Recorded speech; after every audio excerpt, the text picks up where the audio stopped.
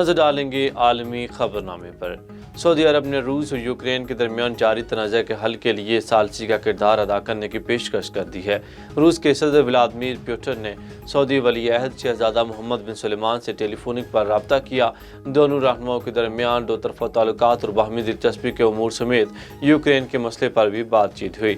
Saudi media کے مطابق شہزادہ محمد بن سلمان نے یوکرین مسئلے کے حل کے لیے مذاکرات پر زور دیا ہے اور تنازع کے حل کے لیے ثالثی کا کردار ادا کرنے پر آمادگی بھی ظاہر کی ہے۔ سعودی ولی عہد محمد بن سلمان کا کہنا تھا کہ روس اور یوکرین کے درمیان ثالثی کے لیے تمام کوششیں بروئے کار لائیں گے۔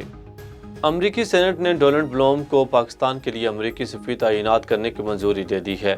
ڈونلڈ بلوم اس وقت تیونس میں امریکی سفیر ہیں اور وہ اسلام آباد میں امریکی سفیر ڈیوڈ ہیل کی جگہ لیں گے۔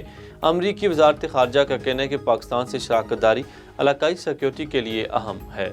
یہ شراکت داری تجارت، سرمایہ کاری کے لیے بھی اہم ہے۔ ڈونلڈ بلوم مشرق وسطیٰ اور امور کے ماہر ہیں اور عربی زبان بھی جانتے ہیں۔